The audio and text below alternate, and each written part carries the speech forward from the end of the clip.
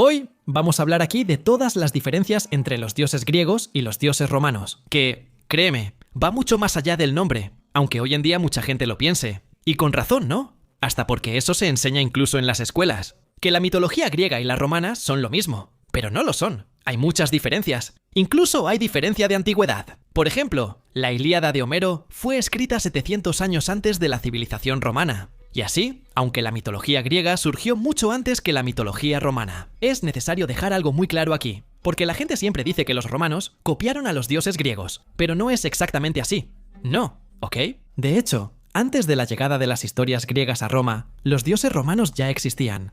Juno, Marte, Júpiter ya estaban ahí. Solo que los romanos, en vez de enfocarse en las historias, se enfocaban más en el culto a ellos, se la pasaban venerando a sus dioses. E incluso si lo piensas bien, después de la llegada de la mitología griega a Roma, los romanos tomaron y adaptaron las historias griegas a sus propios dioses. La mitología romana en sí todavía continuaba. Siguió siendo muy diferente de la mitología griega, porque los romanos no solo adaptaron la mitología griega, también adaptaron varias mitologías, como por ejemplo la egipcia. Entonces, claro que los dioses no van a ser exactamente los mismos. Y también tenemos las historias. Hay historias que existen solo en la mitología griega, y hay historias que existen solo en la mitología romana, como por ejemplo, las principales. La Ilíada y la Odisea de Homero son de la mitología griega. La Eneida de Virgilio es de la mitología romana. La historia de Rómulo y Remo, que son los dos tipos que fundaron Roma, es de la mitología romana. Y en el caso de esta historia de Marte fundando Roma, no hay ni cómo dudar que Marte. Ares es diferente. Hasta porque jamás los romanos pondrían a Ares, que siempre perdía ya en la mitología griega, como su ancestro. Ahí, su padre. Bueno, otra cosa también es que los griegos creían que los dioses eran inalcanzables y que nunca podrían alcanzarlos. Ellos, al contrario de los romanos, que creían que debían inspirarse fuertemente en los dioses y tratar de ser como ellos. Hasta porque los romanos creían fuertemente en la vida después de la muerte y que eso influenciaría después de que murieran. O sea, no es que los griegos no creyeran en la vida después de la muerte, pero digamos que eran niveles de creencias diferentes. Los griegos eran mucho más sombríos, y los romanos creían que los dioses eran ejemplos a seguir durante su vida.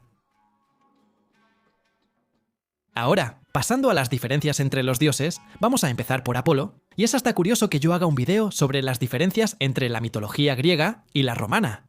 Empezando por Apolo. Porque en el caso de Apolo, él es uno de los pocos, y no el único dios que cambia muy pocas cosas de una mitología a otra. No voy a decir que él es el único, porque capaz que alguien llega en los comentarios y dice, oye, pero está el dios Blicuticotecoteco, que tampoco cambia nada. En fin, él es uno de los pocos que cambia muy poco. Incluso el nombre es compartido en ambas mitologías, ¿verdad? Normalmente, la mitología griega tiene un nombre, la mitología romana otro, pero Apolo no, es el mismo nombre. Aún así, hay algunas diferencias. Por ejemplo, Apolo en la mitología griega era el dios de la música, el dios de las arcas, el dios del sol, el dios de la juventud, el dios del arco, el dios de la flecha, el dios de las plagas y, en el caso de dios de las plagas, incluso tenía el epíteto para eso, Equebolos, que significa algo así como aquel que dispara desde lejos. Él descendió de los picos del Olimpo, el corazón lleno de ira. Sus flechas resonaban en los hombros del dios enfurecido mientras se movía. Primero atacó a las mulas y a los perros veloces, pero después lanzó una flecha amarga contra los propios hombres y los hirió. Y, aunque tanto en los mitos griegos como en Roma, existe la relación de la curación con Apolo, curiosamente, la primera relación de adoración de Apolo en Roma es cuando él los salva de las plagas, siendo Apolo un dios médico. En el año 433 a.C., una plaga devastó la ciudad. El pueblo, por orden de los libros sibilinos, prometió un templo a Apolo y realizó rituales para el dios, para que él alejara la pestilencia de Roma. Y algo que sucede solo en Roma es que Apolo estaba directamente relacionado con el emperador Augusto. Incluso, algo sobre Augusto, es que dicen que él se habría convertido en emperador gracias al propio Apolo. El propio dios de Actium, Apolo, mirando desde arriba, tensaba su arco. Ante ese terror, todo Egipto y la India daban la espalda, huyendo. El propio César Augusto recibe los dones de los pueblos y los coloca en las columnas del templo de Apolo. Y otra cosa muy curiosa que pasa es que mucha gente, cuando decimos que Apolo es un dios del sol, dicen que no, ¿verdad? Que Helio es el dios del sol, etc. Pero además de estar equivocados en ese punto, ¿verdad? Porque tanto Apolo como Helio están, de hecho, ligados al sol. Algo que sucede en Roma es que existe el llamado Sol Invicto. Cuando el emperador Aureliano llegó al poder, él fue como un tipo que terminó forzando bastante esa divinidad ahí. Eso porque él terminó convirtiendo incluso al Sol Invictus en una religión estatal oficial del imperio. Y en ese Sol Invictus Como que juntaron tanto a Helio como a Apolo, y otras divinidades relacionadas con el sol, como Mitra. Algo que no pasa allá en Grecia es porque Apolo y Helio están bien diferenciados. Los romanos, de hecho, sí relacionaban a Apolo con el sol, tanto que decían que él era quien llevaba la carroza. No hay dudas de que Apolo y el sol son la misma divinidad. Los nombres que se les atribuyen lo prueban. Invocamos a Apolo bajo el nombre de Sol, cuando queremos referirnos al poder que ilumina el mundo. El sol, fuimos Apolo, dijo. Si puedes ser disuadido, aléjate de mi carro, pero si tu corazón persiste, toma las riendas. Y ahora vamos aquí con Hermes y Mercurio, ¿verdad? En la mitología griega, Hermes es primeramente un dios ligado a la naturaleza, a los rebaños. También es un dios astuto, ¿verdad? Un dios tramposo. Ya en Roma, Mercurio termina estando bastante relacionado con las ganancias y el comercio, tanto así que su nombre viene del latín marx, que significa mercancía. Tenemos este himno homérico de la mitología griega. Relacionando a Hermes con el campo y el ganado, Apolo le concedió el cargo de proteger los rebaños y los pastizales, y Zeus lo convirtió en su propio heraldo. En el caso de los romanos, tenemos este fragmento aquí, que se enfoca en su función económica, relacionándolo con los comerciantes, o mercuriali. A ti, Mercurio, los comerciantes te ofrecen incienso, y ruegan que les traigas ganancias y que perdones los fraudes cometidos en los tratos pasados. Y aunque estos dos están muy relacionados con el inframundo, ¿verdad? Son psicopompos, o sea, guías de las almas. El Hermes griego tiene una conexión bastante mística con el inframundo, mientras que Mercurio, el romano, es visto como un mensajero que ejecuta las órdenes de Júpiter. En todos los reinos, Hermes Sibelenio llamaba a las almas de los pretendientes, y ellas lo seguían con chillidos, como murciélagos en una cueva profunda. El hijo de Maya, Mercurio, obedeció las órdenes del Gran Padre. Él vuela y corta los vientos con sus alas, trayendo el mandato de Júpiter a través del cielo. Y también está el hecho de que Hermes usaba como un sombrero de viajero, que tenía alas anchas, el pétaso. Ya en Roma, ese sombrero evolucionó a una forma más estilizada, y como que siempre aparecía, con alas mucho más grandes. Para enfatizar la velocidad de los intercambios comerciales, otro dios del que podemos hablar aquí, también eres tú. Si dejas tu like, haces todo lo que ya sabes que tienes que hacer ahí. Pero principalmente, si te haces miembro del canal, que cuesta menos de 5 pesos, y me ayudas mucho para poder continuar con el trabajo aquí, para que tengamos acceso anticipado a videos, y también a videos exclusivos como esos que están apareciendo ahí en la pantalla. Otra manera en la que puedes ayudarme es haciendo clic en los productos que están apareciendo ahí en la pantalla. Incluso voy a dejar ahí hasta un PlayStation 5 a buen precio. Pero aprovecha porque no sé cuánto tiempo va a durar. O también, utilizando los enlaces que están en el comentario. Solo con que uses los enlaces ya me estarás ayudando. Ahora, vamos con Afrodita y con Veno. En Grecia, el origen más famoso de Afrodita es que ella es hija de Urano. Después de que él toma una cazapava ahí y pierde el saco, ella termina naciendo en Roma. Aunque el mito se mantiene, también el enfoque está más en su maternidad, en relación con el héroe Eneas, que es como el antepasado ahí, el ancestro de los romanos, lo que la convierte incluso en una ancestro directa del pueblo romano y de la familia de Julio César. La espuma blanca surgió de la carne mortal, y de ella nació una doncella. El nombre Afrodita, los dioses y los hombres le dan porque fue en la espuma, Afros, que ella fue creada. Venus, preocupada por su hijo, Eneas, le suplica a Júpiter: ¿qué fin le darás, oh rey, a su sufrimiento? Júpiter responde: no temas, Citerea, verás a tu hijo ser llevado a las estrellas. Bueno, todavía en la Ilíada, allá en Grecia, Afrodita intenta entrar en el campo de batalla, y es completamente humillada incluso por un mortal, Diomedes, y hasta resulta ridículo, y es criticada por otros dioses, siendo llamada demasiado débil para la guerra. Ya en Roma, ella es frecuentemente adorada como Venus Victrix, o Venus Victoriosa, una deidad que garantiza la victoria militar. El hijo de Tideo, Diomedes, saltó sobre la diosa y hirió su mano delicada. La sangre mortal fluyó, pero Dios se rió y dijo: hija mía, el trabajo de la guerra no te fue dado. Ocúpate solo de los dulces y de los oficios del amor.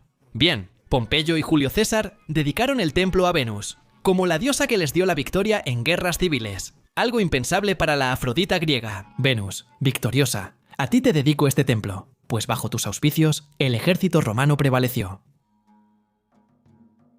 Ahora, pasando a Minerva, a Atenea, esta es muy fácil de separar. De hecho, allá en Grecia, Atenea es inseparablemente una diosa de la guerra. También, además de Ares, ella está en los campos de batalla. Ella grita por los héroes. En Roma, Minerva perdió casi todo su aspecto bélico. Vaya, lo dije de una manera muy normal ahora, pero, en fin, Minerva perdió casi todo su lado guerrero. Allí, para el dios, Mar se convirtió básicamente en una diosa de la sabiduría, de las artes y de los oficios. Canto a Palas Atenea, la terrible, que se ocupa de los trabajos de la guerra, de las ciudades saqueadas y del grito de batalla. Surgió rápidamente de la cabeza inmortal, agitando una lanza afilada, y el alto Olimpo tembló terriblemente ante el poder de la diosa de ojos grises. Bueno, ahora, ya en Roma, el video muestra que la diosa no trabaja exactamente con las manos, sino con la madre, y no con la espada. Ahora, Minerva, es tu turno. A tu tío Teselón le debe su oficio y la hilandera, su lana. Tú enseñas a usar el peine de hierro. Quien quiera aprender las artes liberales, que venga y adore. Minerva. Además, hay una historia muy interesante de Atenea, que en realidad no es de Atenea, sino de Minerva, que es la historia de Aracne, ¿verdad? Que termina perdiendo ahí, como en un desafío de telar contra Aracne, y luego termina convirtiéndola en una araña. Bueno, esa historia solo existe en Roma, no en Grecia. Grecia, Hera es la esposa de Zeus, y frecuentemente es como humillada por él, ¿verdad? Por causa de las traiciones, e incluso actúa a espaldas de su esposo. Ya en Roma, Juno es la reina del Capitolio, o sea, Juno Regina, una figura de autoridad estatal que gobierna junto a Júpiter en igualdad institucional. ¿No te acuerdas de cuando te colgué en lo alto, con 2 yunques atados a tus pies y bandas de oro irrompibles en tus manos? Y los dioses en el alto Olimpo se indignaron, pero no pudieron liberarte. Oh Juno Regina, que habitas el Capitolio, a ti el pueblo romano dedica este templo, y te ruega que preserves nuestra república, y traigas la victoria a nuestras legiones. Hera tiene una hija, también llamada Eletia, que se encarga del parto. Ya en Roma, la propia Juno asume ese papel directamente como Juno Lucina, la que trae la luz. Ser la divinidad más cercana a la vida cotidiana de cada mujer romana. Hera es la madre de Eletia, la diosa que trae los dolores del parto. Hera la retiene en el Olimpo para retrasar el nacimiento de Heracles. Bueno, en Roma, cada mujer tenía como su propia Juno, una especie de espíritu protector personal, así como los hombres tenían su genio, y una mujer tuvo que soltarse el cabello en el templo de Juno, Lucina, sin antes ofrecer una oración para que su parto sea rápido y seguro. Bajo la luz de la diosa, Hera también termina usando la guerra y monstruos para perseguir a los bastardos de Zeus. En cambio, Juno, en Roma, especialmente como Juno Sospita, es representada usando una piel de cabra, escudo y lanza. Actuando como la protectora militar, activa de la ciudad del Anubio y de Roma, Juno Sospita es representada con una lanza en la mano y un escudo, calzada con zapatos curvados, lista para defender a su pueblo contra cualquier invasor. Ahora vamos a Neptuno y Poseidón. Bueno, Poseidón originalmente no era solo un dios del mar, también era un dios de los abismos terrestres y de los terremotos. En cuanto a Neptuno, antes de la influencia griega, él era un dios itálico, de las aguas dulces y de la irrigación, que era esencial para la agricultura y la supervivencia allí, en el Imperio Romano. Poseidón golpeó la tierra con su tridente, y ésta se partió. El propio rey del inframundo saltó de su trono al ver el tridente, temiendo que el sacudidor de la tierra rompiera el suelo y revelara las terribles mansiones a los inmortales. Bien, Roma, el festival de Neptuno, Neptunalia, ocurría en pleno verano, no para celebrar el mar, sino para pedir que las fuentes de agua no se secaran. Celebramos la Neptunalia bajo cabañas de ramas, para que el dios de las aguas proteja nuestros campos del calor de Sirio y mantenga el flujo de los arroyos. Y Poseidón también es un dios bastante rencoroso. Él terminó perjudicando a Odiseo por bastante tiempo. El Neptuno, en la literatura romana, en la Eneida, es una figura del orden que calma las tormentas para permitir que el destino de Roma se cumpla. Pero Poseidón, el sacudidor de la tierra, no cesó su furia contra el divino Odiseo y envió una tormenta terrible para destrozar su balsa, pues el héroe había cegado a su hijo, Polifemo. Neptuno levantó su cabeza plácida sobre las olas y con palabras calmó el mar embravecido, ahuyentando las nubes y trayendo de vuelta el sol. Él es el señor que impone el silencio a lo tranquilo. Para los griegos, el mar de Poseidón era un lugar de naufragios y peligro constante. Ya para los romanos, el mar de Neptuno era el mar Nostrum, o nuestro mar. Neptuno era el dios que despejaba el camino para las flotas romanas. Después de la victoria en Accio, el nombre de Neptuno fue exaltado, pues él doblegó las olas para las galeras de César y hundió las esperanzas de Egipto. Bueno, ya hablé aquí, ¿verdad? Varias veces he dicho que Neptuno es un dios más calmado en comparación con Poseidón. Pero hay una historia que es bastante famosa, que muchas veces la gente culpa a Poseidón, pero en realidad es Neptuno. Es la historia de Medusa, en la que dicen que ella era una mujer hermosa, Pero entonces, Poseidón terminó obligándola a hacer algunas cosas en el templo de Atenea, y Atenea terminó transformándola en ese monstruo por culpa de Poseidón. Pero en realidad, esa historia, o mejor dicho, esa versión de la historia, es romana. Fue Neptuno quien hizo eso. Pero en Grecia, Medusa se acostó con Poseidón porque ella quiso, y ella ya era un monstruo. Ides, allá en Grecia, era una figura sombría y bastante aterradora, digamos así. El nombre Hades era evitado por las personas en oraciones y en la vida cotidiana. Las personas incluso golpeaban el suelo para llamar la atención de Hades, pero apartaban la mirada. Ya para los romanos, ellos como que utilizaban ahí un epíteto griego, ¿no? Plutón sería riqueza, como el nombre principal de su divinidad, enfocándose en lo que la Tierra ofrecía. Para él, Hades es implacable, inflexible, y por eso es el más detestable de todos los dioses. Para los mortales, el reino inferior fue dedicado a Plutón. Todo el poder y la sustancia de la Tierra le pertenecen a él. Y por eso es llamado Dios rico, pues todas las cosas caen de vuelta a la Tierra y surgen de ella. Hades también se enfoca en la retención. Su función principal es asegurar que nadie salga de su reino. Plutón, en la visión romana, asume un papel más enfocado en el mérito y la justicia, casi como un administrador de una gran herencia. Hades, que tiene la llave de la Tierra, y que nunca permite que las almas que entraron en su reino vuelvan a la luz del sol. Plutón preside con justicia, y ante su trono, las sombras reciben lo que merecen en vida.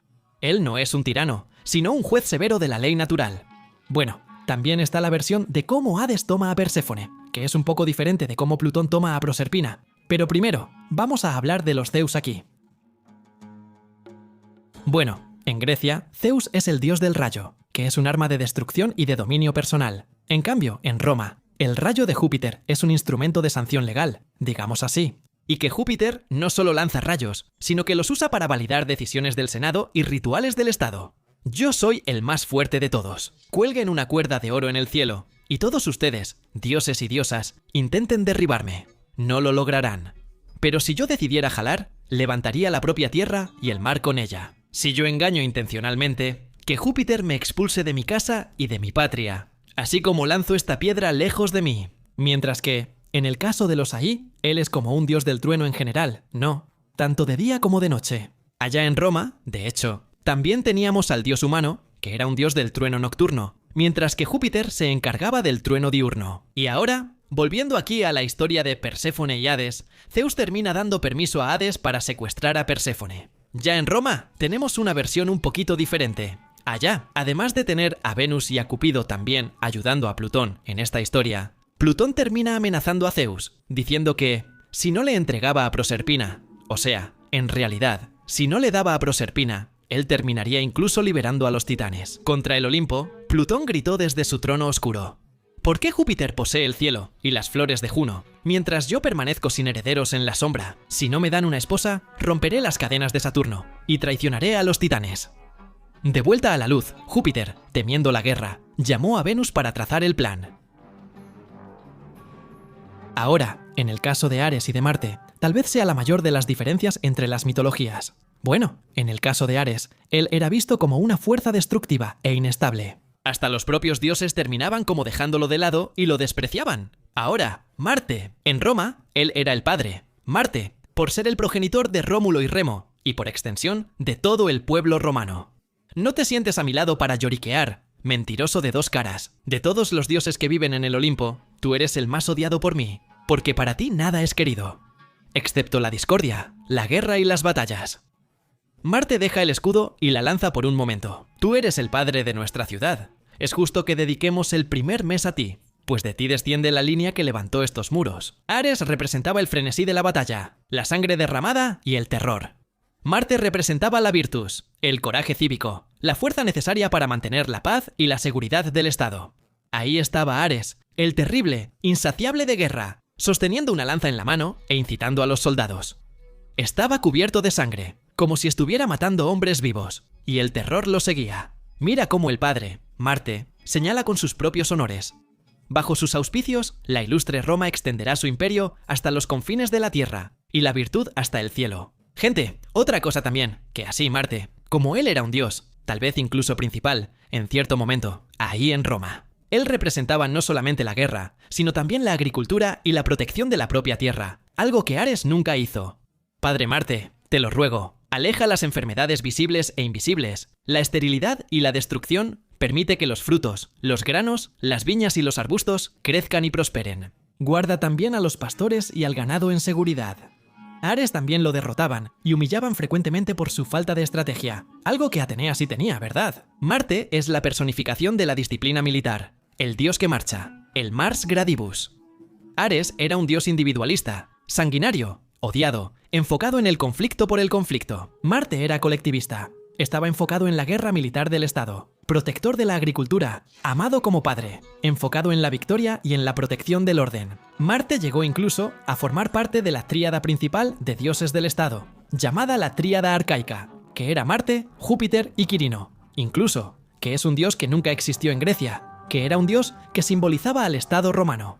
De él también había otros dioses que nunca existieron allá en Grecia. Un equivalente, como por ejemplo, como ya dije, Sumanus y Jano, que era un dios de las puertas, que abría camino. Si llegaste hasta aquí en el video, no olvides dejar tu like, suscribirte al canal, darle me gusta y compartir también. Y nos vemos en la próxima.